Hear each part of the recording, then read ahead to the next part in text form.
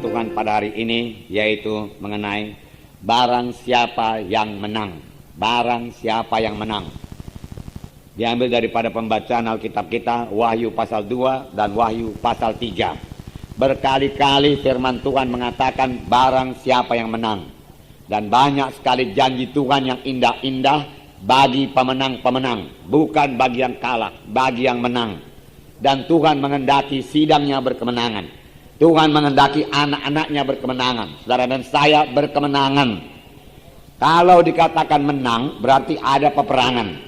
Ya.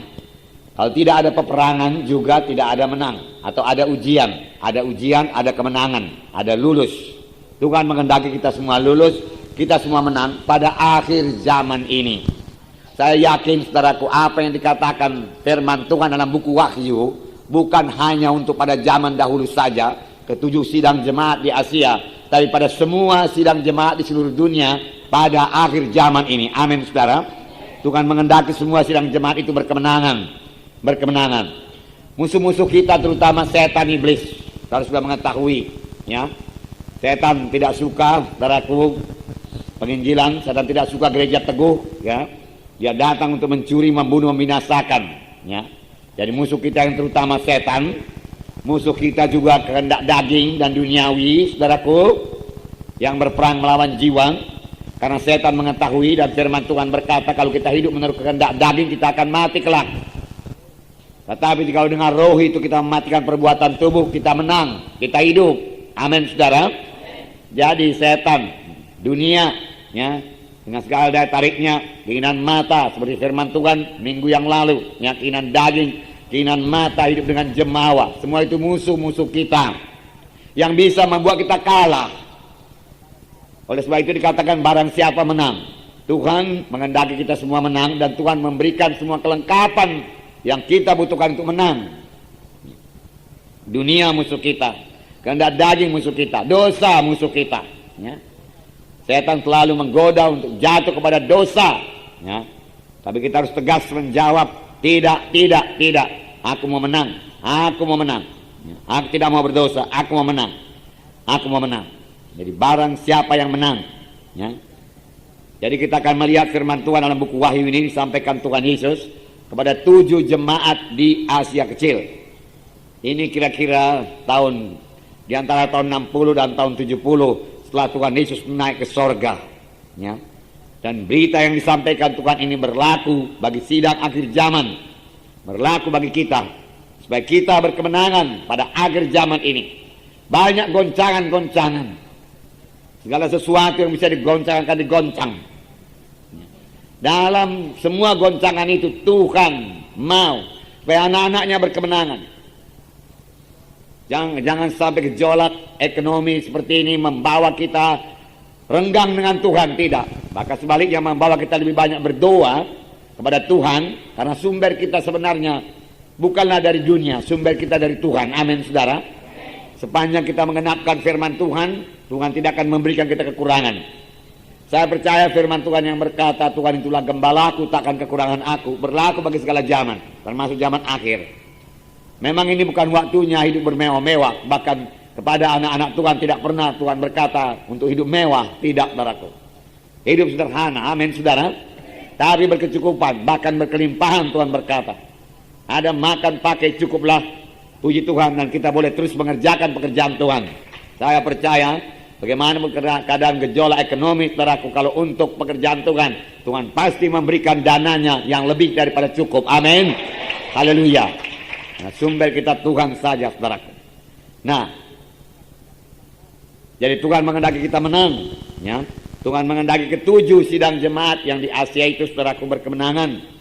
Pada tiap-tiap akhir daripada berita Tuhan kepada ke-7 sidang itu, Tuhan selalu mengakhirinya dengan perkataan, barang siapa yang menang, dia akan duduk bersama-sama dengan aku. Dia akan kuberikan mana dan lain sebagainya, saudaraku, ya. Nah, kita dari ke-7 surat, ke-7 berita yang disampaikan Tuhan kepada ke-7 jemaat tersebut, saudaraku, ya, kita bisa melihat apa yang dikehendaki Tuhan supaya mereka berkemenangan. Pelajaran kepada kita apa yang dikehendaki Tuhan supaya kita berkemenangan. Ya. Setiap anak Tuhan perlu mengetahui juga tipu daya setan. Ya. Dan ini tertulis dalam berita Tuhan kepada ketujuh sidang jemaat tersebut. Supaya kita tahu menangkisnya. Dan mematahkan semua tipu daya setan tersebut, serangan setan tersebut. Supaya kita berkemenangan.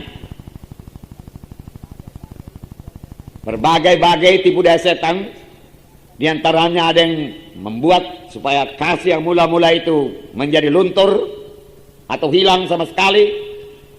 Ada yang memakai pengajaran-pengajaran sesat. Caranya yang terutama yaitu keselamatan itu adalah anugerah. Jadi kamu boleh hidup terus dalam dosa tanpa pertobatan, asal menerima sebagai Tuhan dan Juru Selamat, maka kamu akan ke sorga. Itulah pengajaran yang ada pada waktu itu, saudaraku. Kita akan membaca salah satu daripadanya, Wahyu pasal 2. Saya harap saudara nanti membaca surat Yohanes kepada ketujuh sidang jemaat ini. Wahyu pasal 2.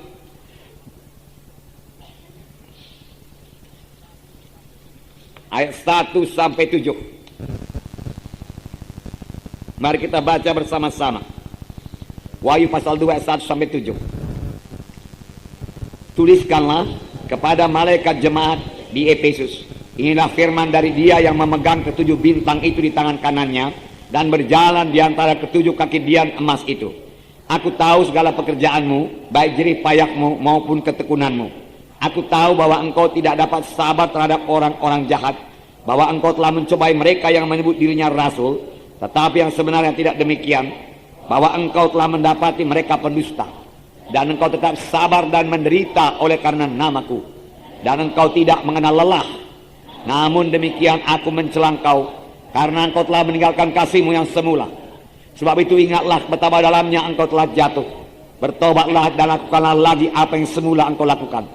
Jika tidak demikian aku akan datang kepadamu, dan aku akan mengambil kaki dianmu dari tempatnya, jikalau engkau tidak bertobat. Tetapi ini yang ada padamu, yaitu engkau membenci segala perbuatan pengikut-pengikut Nikolaus, yang juga kubenci. Siapa yang bertelinga hendaklah ia mendengarkan apa yang dikatakan Roh kepada jemaat-jemaat. Barang siapa yang menang, dia akan kuberi makan dari pohon kehidupan yang ada dalam Firdaus Allah. Ada beberapa hal yang baik yang dipuji Tuhan dari sidang Efesus ini. Aku tahu segala pekerjaanmu, aku tahu jerih lelahmu, bahkan engkau tidak mengenal lelah. Aku tahu ketekunanmu. Bagus sekali. Mengerjakan pekerjaan Tuhan harus tekun, saudaraku. Mengerjakan pekerjaan Tuhan harus tidak kenal lelah. Bahkan kadang-kadang dalam mengerjakan pekerjaan Tuhan kita sampai-sampai merasakan tidak sanggup lagi karena kecapean. Saudara, dalam hal itu kita harus mengangkat tangan kepada Tuhan, berikan kekuatan Tuhan. Karena Roh Kudus menghidupkan tubuh kita yang fana ini. Roh Kudus selalu disediakan bagi kita. Nah, setiap anak Tuhan harus ambil bahagian dalam pelayanan. Amin, saudara. Bukan hanya pendeta-pendeta, guru-guru, gembala-gembala, penginjil-penginjil, saudara. Nah, rasul-rasul, nabi-nabi, bukan. Ya, semuanya kita mengambil bahagian dalam pekerjaan Tuhan. Entahkah sebagai pembimbing, pelayan, dan semua kita juga harus menjadi saksi Tuhan.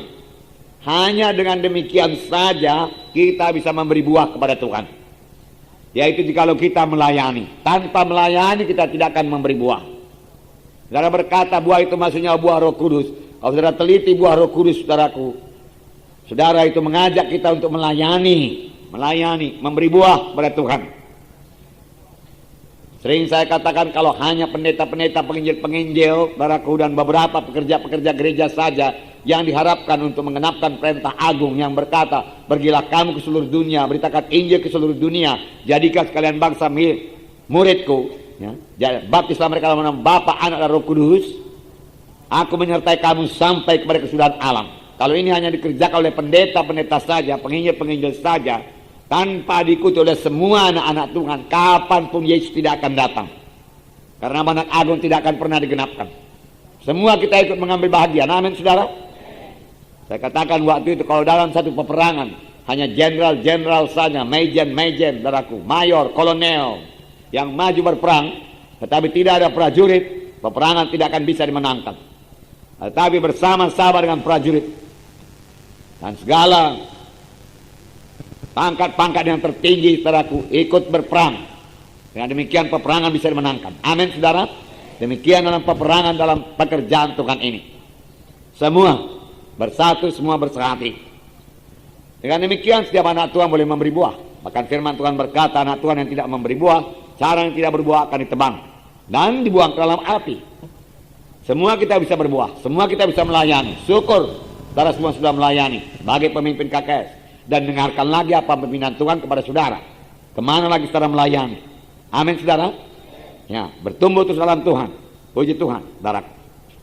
Bekerja dengan rajin, tidak kenal lelah. Tuhan memberikan kita Roh Kudus. Kamu akan beroleh kuasa kelak apabila Roh Kudus turun ke atas kamu, dan kamu menjadi saksi bagiku Yerusalem, Yudea, Samaria, sehingga sampai ke ujung bumi. Bersandar pada kuasa Roh Kudus. Amin. Bersandar kepada Roh Kudus untuk urapan saudara. Bersandar kepada Roh Kudus, saudaraku, dalam pelayanan. Bersandar kepada karunia-karunia Roh Kudus dalam pelayanan. Karunia Roh Kudus bukan milik seseorang, itu milik sidang. Tuhan berkata karunia-karunia Roh Kudus diberikan untuk kepentingan bersama. Saudara boleh dipakai Roh Kudus sepanjang saudara mendengar, mau mendengarkan suara Roh Kudus. Oleh sebab itu dalam berdoa pada pagi hari, dengar suara Tuhan. Amin, saudara. Jangan kita saja yang cerita kepada Tuhan. Tanya Tuhan, apa maksudmu pada hari ini, Tuhan? Sehingga doa, saudaraku, bersekutu dengan Tuhan menjadi satu kesukaan kepada saudara. Harus saudara mendengarkan suara Tuhan dan menerima pimpinan Tuhan. Jadi doa pada pagi hari. Ya, semua kita harus berdoa pada pagi hari. Amin, saudara. Ambil waktu untuk mencari wajah Tuhan di pagi hari. Itulah kekuatan kita sepanjang hari itu. Dan dengarkan suara Tuhan pada pagi hari. Bersekutu dengan Tuhan. Puji Tuhan, sembah Tuhan, dan dengar suara Tuhan, dan patuhi suara Tuhan pada hari itu. Jangan buru-buru. Disitulah banyak, saudaraku, anak-anak Tuhan tidak menerima pimpinan Roh Kudus, ya, karena terlalu terburu-buru. Ya, jangan, memang kita tidak perlu membuang-buang waktu sampai tidur begitu lambat, saudara. Tidur cepat dan bangun cepat supaya bisa berdoa. Amin, saudara. Lalu kita dengar suara Tuhan, bersekutu dengan Tuhan, kasih Tuhan mengalir. Dan Roh Kudus akan memimpin kita pada segala kebenaran. Itu membuat kita menang dalam pelayanan. Amin. Dan firman Tuhan berkata kepada sidang Efesus, kamu sabar menderita karena namaku. Haleluya. Ini amat baik. Sabar menderita. Menderita karena tidak kompromi. Bukan menderita karena dosa. Bukan menderita karena kutuk dosa. Sudah bebas kita dari kutuk dosa. Amin. Bebas daripada penyakit. Amin. Kalau belum ikut Tuhan sungguh-sungguh, Tuhan akan membebaskan dari kelemahan-kelemahan dan penyakit-penyakit. Itu gunanya bilur Yesus yang sering kita dengar dalam hari-hari Natal belakangan ini. Saya katakan satu bilur Yesus cukup menyembuhkan semua penyakit saudara. Saya katakan waktu itu, saudaraku, cambuk penyiksaan yang membuat Tuhan berbilur-bilur, satu pegangannya 5 cabang. Dari 5 cabang itu diikatlah itu timah-timah, besi-besi tajam, saudaraku, dan tulang-tulang.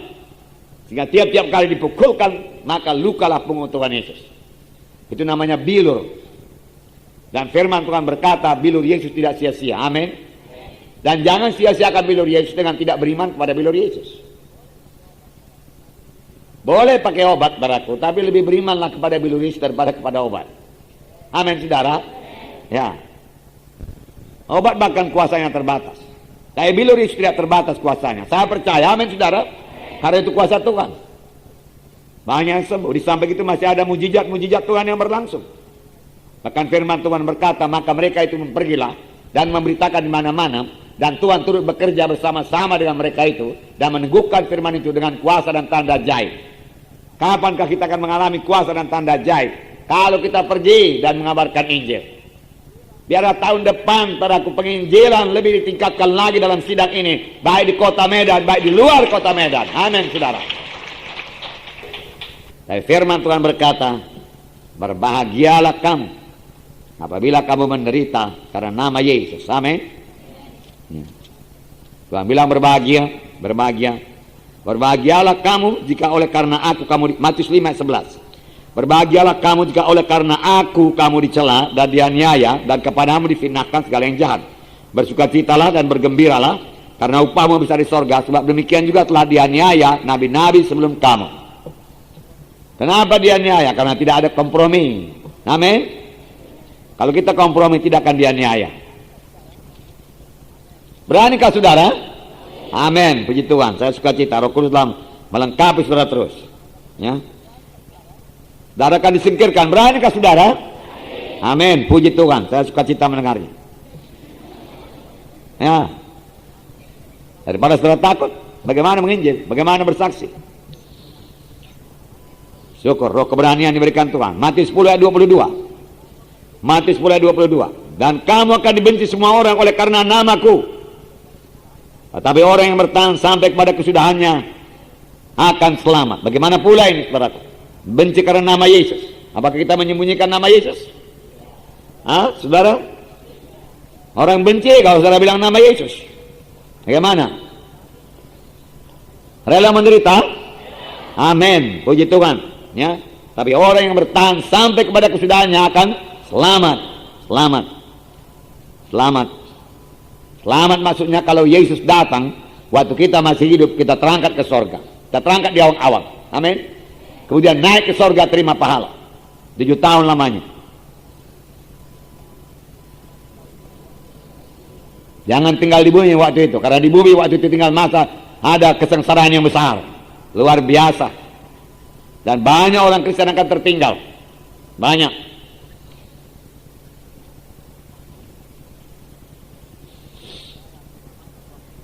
Dan saya percaya keselamatan waktu itu dibayar dengan martir, saudaraku.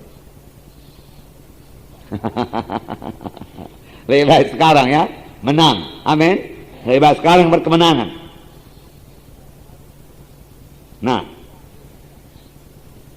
Kisah 9 ayat 16. Lihatlah, waktu Tuhan memanggil Paulus, saudaraku, Tuhan sama sekali tidak membujuk. Bahkan Tuhan menerangkan apa yang sebenarnya akan dialami Paulus. Kisah 9 16 ayat 15 ya.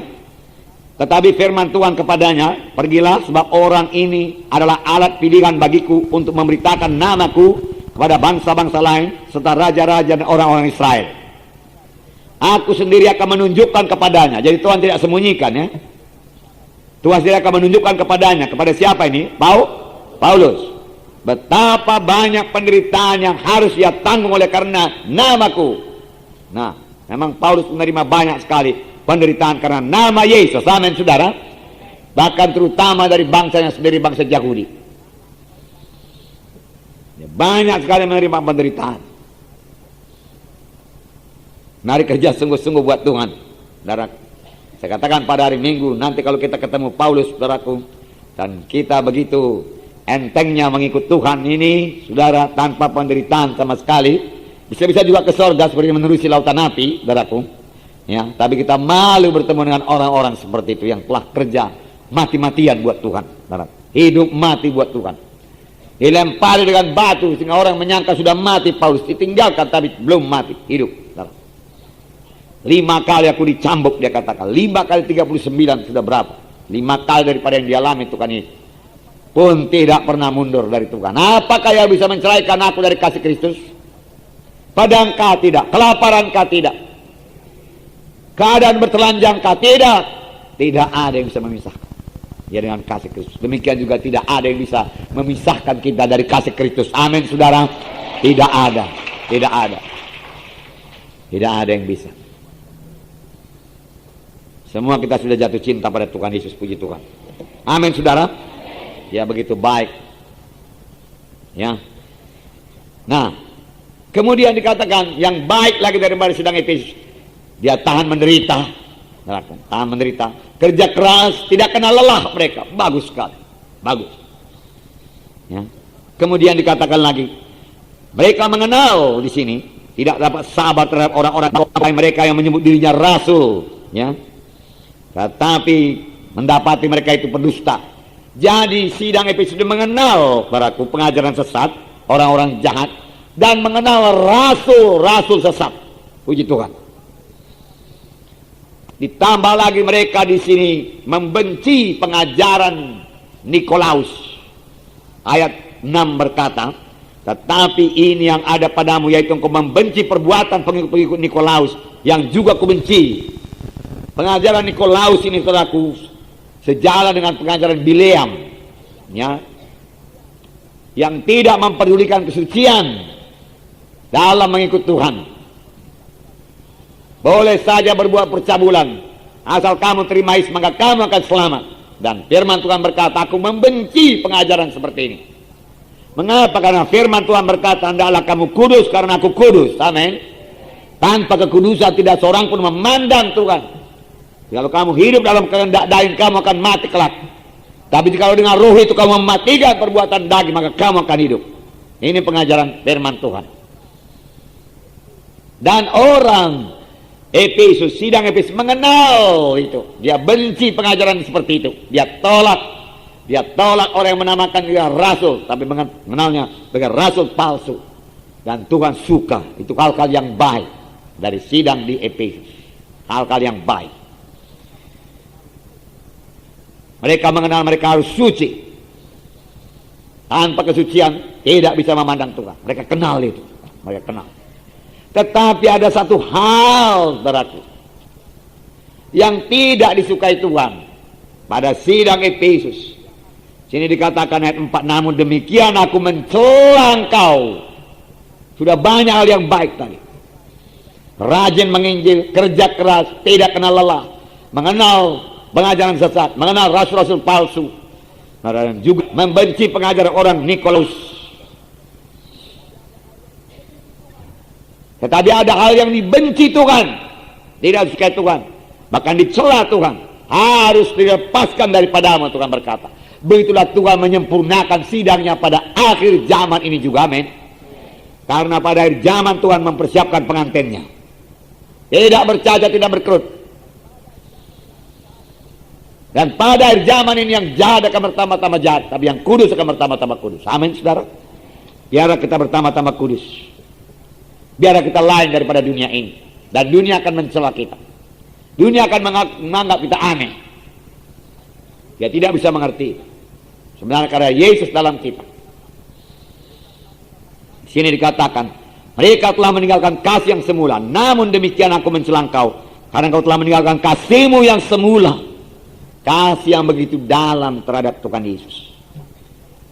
Semua kita mengalaminya waktu kita lahir baru. Berubah sama sekali. Jatuh cinta kepada Tuhan Yesus. Menyanyi siang dan malam. Amin. Betulkah itu saudaraku? Nyanyian rohani menjadi hidup. Tidak pintar menyanyi pun seperti saya jadi menyanyi. Karena menyanyi buat Tuhan. Amin saudara. Apalagi yang bisa menyanyi. Kapan kami dalam penginjilan selalu nyanyian. Saudaraku, nyanyian sepanjang jalan. Pulangnya juga menyanyi sampai ketiduran, saudara. Tinggallah si supir, saudara. Dulu saya menyupir, saudara. Pun saya masih menyanyi juga. Supaya saya jangan mengantuk. Sampai lelah. Dan sampai ke rumah masih bersyukur kepada Tuhan dan terima kasih. Buat semua kemenangan yang diberikan Tuhan buat jiwa-jiwa selamat. Doa lagi, dengarkan suara Tuhan dan mematuhi lagi suara Tuhan. Amin, saudara.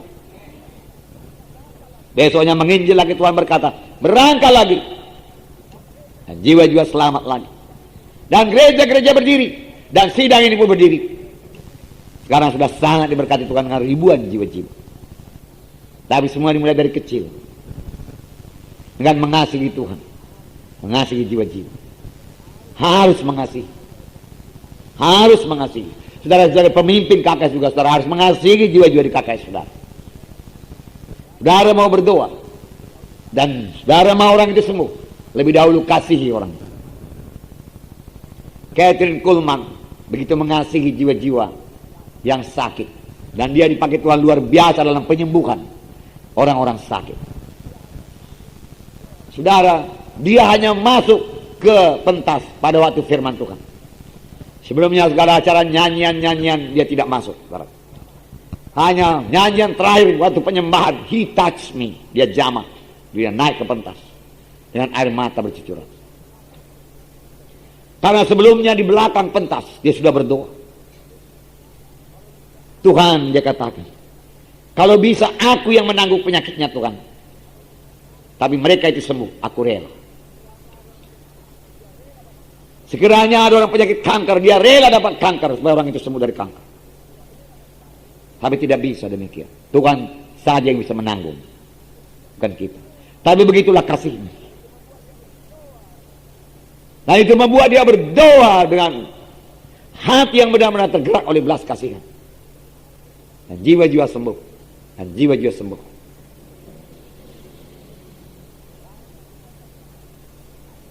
Banyak doa tanpa kasih. Lancar, suara kuat. Nah, tapi tanpa kasih, maka doa itu tidak berkuasa. Sebab iman bekerja oleh sebab kasih. Adakah kita mengasihi jiwa-jiwa itu? Kita berkata tadi soal penginjilan. Adakah kita mengasihi jiwa yang terhilang? Kalau kita tidak mengasihi, segala usaha kita sia-sia saja. Tapi kalau kita mengasihi, kerap kali banyak kekurangan kita dalam memberitakan Injil. Barat.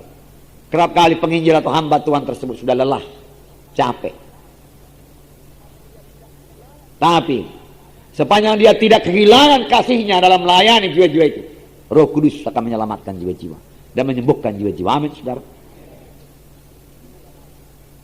Itu yang dilihat Tuhan, kesungguhan hati, kasih. Karena Allah itu kasih adanya. Dasarnya Yesus datang ke dunia ini karena demikian Allah mengasihi isi dunia ini. Nggak dikaruniakannya yang tunggal. Supaya barang siapa yang percaya kepada yang tidak binasa dan beroleh hidup yang kekal. Kasih. Nah, Yohanes 14.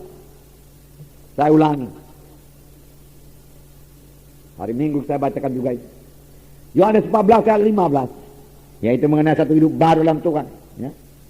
Firman Tuhan minggu yang lewat, hidup kita lain daripada hidup dunia ini, hidup bersekutu dengan Tuhan. Amin, saudara. Hidup mengasihi. Amin, saudara. Saya bacakan juga ini sekali lagi. Yohanes 14 ayat 15. Jikalau kamu mengasihi aku, kamu akan menuruti segala perintahku, dan aku akan minta kepada Bapa dan Ia akan memberikan kepadamu seorang penolong yang lain, supaya menyertai kamu selama-lamanya, yaitu Roh kebenaran. Dunia tidak dapat menerima Dia, sebab dunia tidak melihat Dia dan tidak mengenal Dia. Tapi kamu mengenal Dia, sebab Ia menyertai kamu dan akan diam dalam kamu.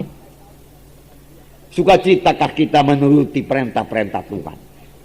Jikalau kamu mengasihi aku, kamu akan menuruti perintahku, Tuhan berkata. Sukacitakah kita dalam mematuhi pelayanan, saudara? Ini yang dikehendaki Tuhan. Pelayanan asal jadi tanpa sukacita, saudara, tanpa kasih, saudara, adalah pekerjaan-pekerjaan kayu rumput kering jerami saja itu, saudara.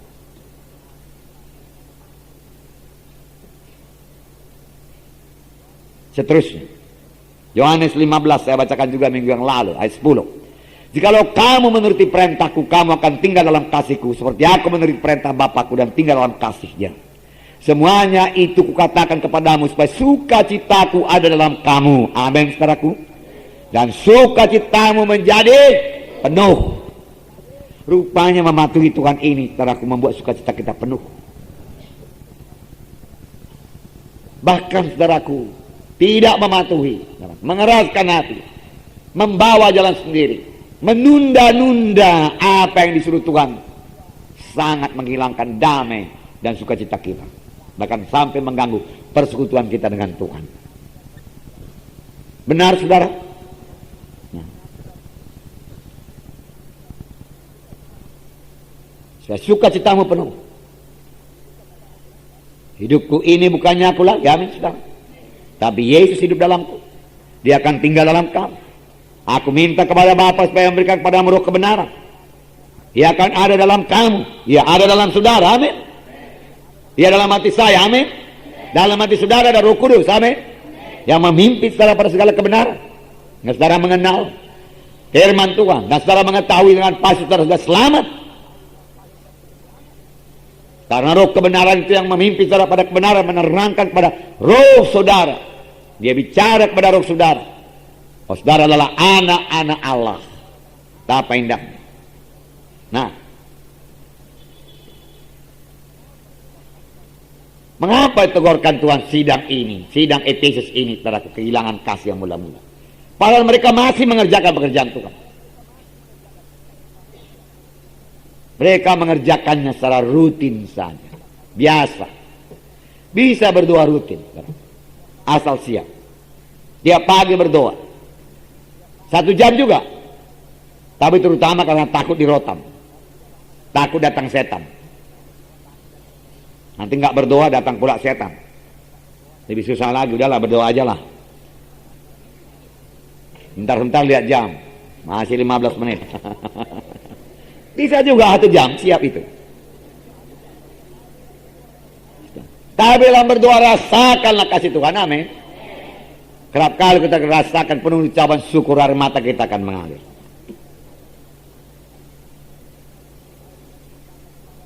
Kalau kita ceritakan betapa baiknya Engkau Tuhan, haleluya. Tidak biasa-biasa, tidak ada doa biasa-biasa dari hari ke hari.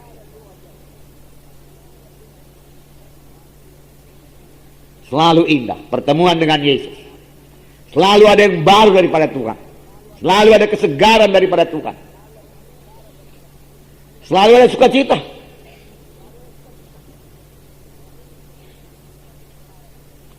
Tuhan tidak melarang kita bersukacita. Setelah berdoa, baca firman. Kadang-kadang Tuhan berkata, udah anakku, kau hari ini sukacita aja kau.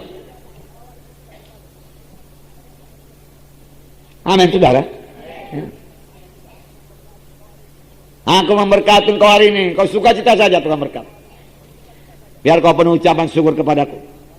Nggak apa-apa. Lalu kita bersekutu sama Tuhan.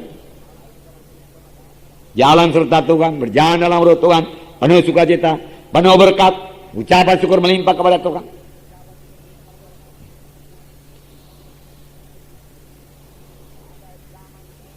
Pada akhir zaman setan memakai segala cara untuk menghilangkan, melunturkan kasih yang mula-mula.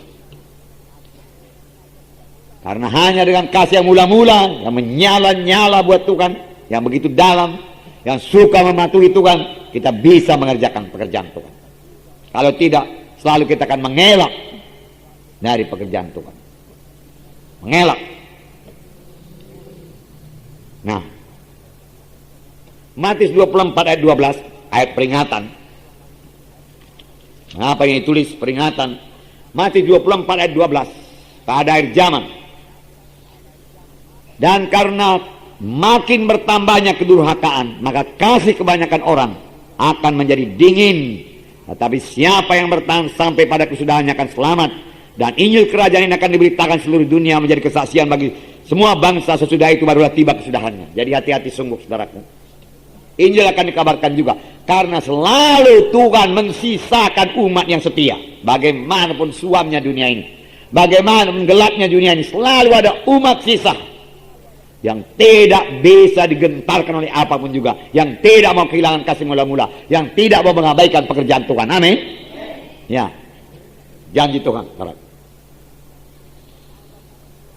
Bertambah-tambah kedurhakaan. Orangnya, oh begini jahat dunia ini sekarang. Susah. Nipuan, kejahatan. Ya.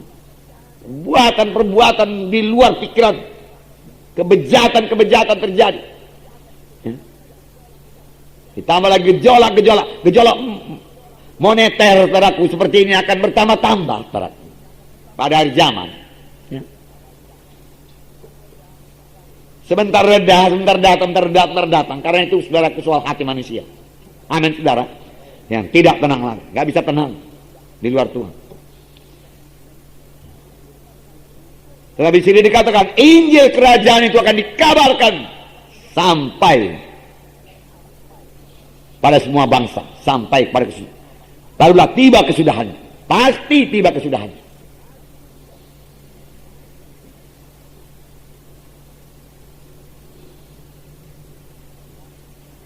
Dan saya yakin, saudaraku, ini sudah akhir-akhir ini. Pada waktu kamu lihat pohon ara mulai bertunas, kamu tahu bahwasanya musim panas sudah hampir. Dan generasi yang melihat pohon ara bertunas ini tidak akan hilang, tidak akan lenyap sebelum semuanya itu jadi. Pohon ara bertunas, saudara. Bangsa Israel merdeka tahun 48. Satu generasi berapa? 60 tahun. Tambahkan lagi. Mungkin tidak sampai 60 tahun kalau diambil rata-rata. 48 tambah 60, 2008. Nah, saya boleh jadi cuma 50 tahun satu generasi.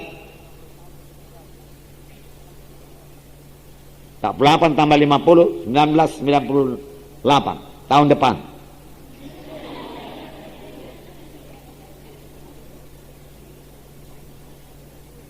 Dengan kemajuan seperti sekarang ini, masakan Injil tidak sampai ke seluruh bumi.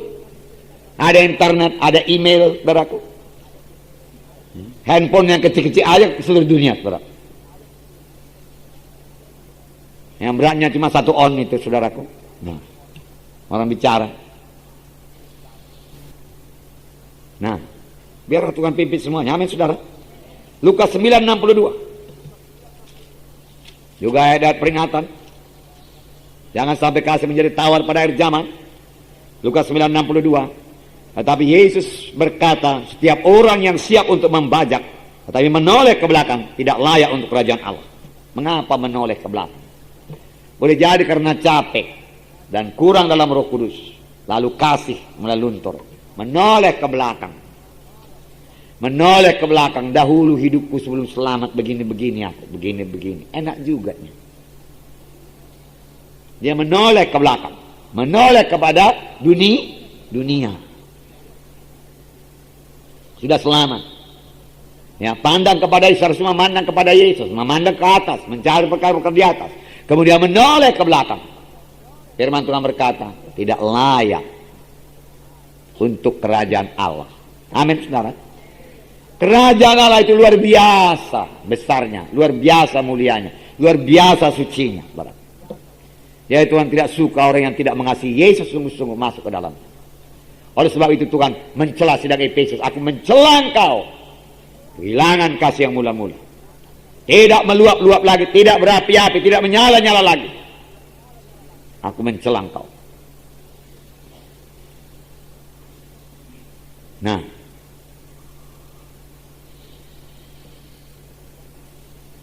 Janganlah kehilangan kasih yang mula-mula. Amin, saudaraku. Dan jangan sampai mundur. Ini saya baca kepada saudara peringatan. Jangan sampai mundur. Ada orang, ya, mundur karena banyaknya pencobaan. Pencobaan karena penyakitnya, ya. Pencobaan karena anaknya yang gagal dan lain sebagainya, saudaraku. Yang membuat dia kecewa dan mundur. Itu tipuan setan. Aku sudah selamat, kenapa begini datang kepadaku? Ya. Mengapa berkatku bukan tidak bertambah juga, malah berkurang? Ya. Firman Tuhan tetap ya dan amin. Amin, saudaraku. Memang semua membutuhkan iman dan pengikutan yang sungguh-sungguh kepada Tuhan, teguh dalam Tuhan.